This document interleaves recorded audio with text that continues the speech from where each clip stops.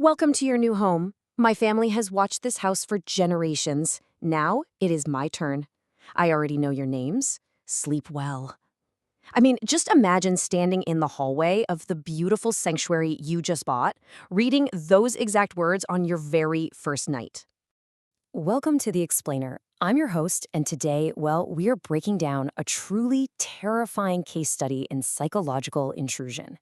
We're going to forensically examine the source material, detailing the story of a family whose ultimate safe haven was literally transformed into a living nightmare. Let's peel back the layers of this story and examine exactly how a dream is systematically dismantled.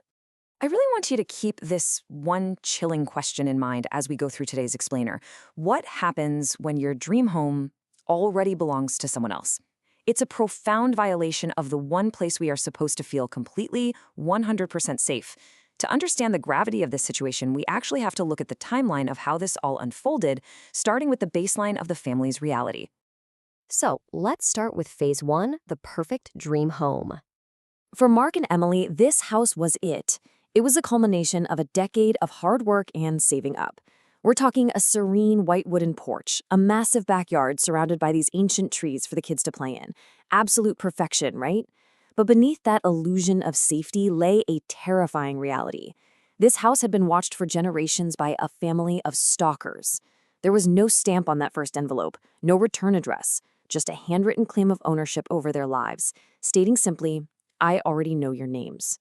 Mark initially tried to laugh it off as some sick prank, but as you'll see, the illusion of safety was already starting to fracture.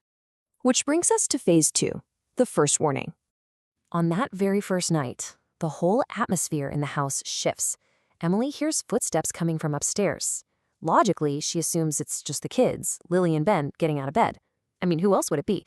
But when she goes up to check, both children are fast asleep. Yet the footsteps continue. Slow, heavy, complete silence in between. The realization that they are trapped in the house with an intruder. It's absolutely paralyzing. And it gets worse. The very next morning, a second letter appears, confirming their absolute worst fears. Your daughter likes reading by the upstairs window. Your son enjoys the backyard swing. Beautiful children. The stalker is weaponizing this intimate, hyper-specific knowledge. Think about it. They had only moved in yesterday. Nobody should know these habits yet. The watcher is proving a terrifying point to Emily and Mark here. There are no blind spots. You are completely exposed. Moving right into phase three, watching the watchers. The escalation here is terrifyingly rapid. Let's look at the timeline. Day one, they receive the first letter. Day two, Emily hears the heavy footsteps inside, and they get that second letter detailing the kids' habits. By day three, Mark has had enough. He creates this technological fortress, installing security cameras around the entire perimeter of the house. For 2 nights, it actually seems to work. But then, on day 5, at exactly 3:13 a.m., every single camera dies for exactly 30 seconds. When the system finally reboots and comes back online, the cameras capture something horrifying. Standing right there in the backyard is a tall figure dressed entirely in black clothes, completely motionless. Mark immediately calls the police, and they arrive within minutes. But when they search the yard, it's completely empty. The figure just vanished, like a ghost. No footprints in the wet grass, no broken fence, absolutely nothing left behind. And while Mark is entirely focused on the outside perimeter, the threat actually breaches their inner sanctum. Ben, their young son, wakes up crying in the middle of the night. He is absolutely terrified. He tells his parents that someone was whispering to him directly through his closed bedroom door. Emily frantically searches every single room in the house, but again, she finds nobody. The threat isn't just outside anymore, it is right outside the children's bedroom doors. The voice through the door whispered a simple, terrifying message to the child. "Tell your parents I'm still watching." This is such a calculated escalation. The watcher is bypassing the adults completely and directly traumatizing the children, just to completely shatter the parents' sense of security. At this point, Mark is pushed to the absolute brink. His desperate reliance on these new security cameras is his last shred of hope, really clinging to the belief that logic, technology, and surveillance can catch this intruder in the act and give his family their lives back. But later that evening, another letter arrives, perfectly timed to crush that final ounce of hope. The cameras were a clever idea. Unfortunately, they cannot watch me. The watcher is openly mocking Mark's defenses. It's a complete psychological checkmate. Whoever this person is, they know exactly what Mark is doing, and they want him to know that his ultimate defense mechanism is entirely useless. Mark's hands begin to shake. The paranoia is total. Now we hit phase 4, the basement secret. So think about this. If the cameras couldn't see him approach the house, and if there were no footprints outside, how on earth was the watcher getting in to whisper through the doors? Well, Mark decides to do a deep clean of the basement, and behind an old, heavy bookshelf, he finds fresh scratches on the wall. He pulls it back, and it answers the biggest question. Where was the watcher hiding all along?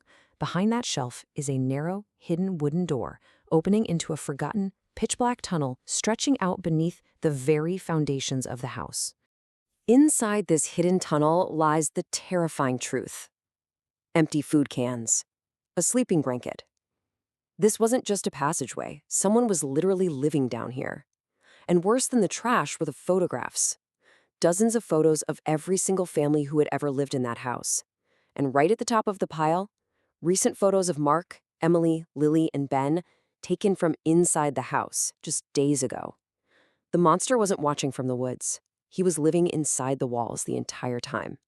Which leads to our final, horrifying chapter. Phase 5.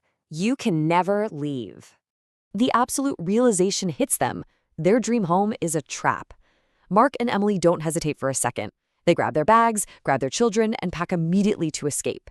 But before they can even make it out the front door, the doorbell rings. Mark checks. An empty porch. There is nobody outside. Just one final envelope sitting on the mat.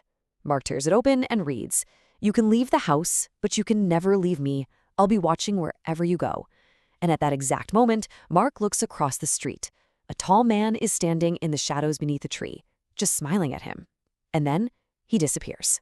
The source material concludes with a truly grim reality. Mark and his family never returned to that house. They sold it months later, taking a massive financial loss just to be free of it. The authorities, they never caught the watcher. No one ever discovered who the man in the tunnel really was. But the cycle, it didn't end. When the new owners moved in, full of hope and excitement for their beautiful new home, they found a single envelope waiting for them on their very first night. "Welcome home, I've been waiting for you."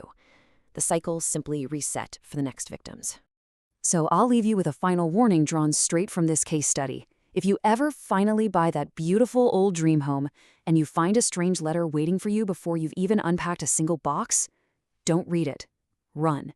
Because as this explainer has shown, once the watcher learns your name, he never, ever forgets it. Thank you so much for joining me for this breakdown. Stay curious, stay observant, and always check your basements.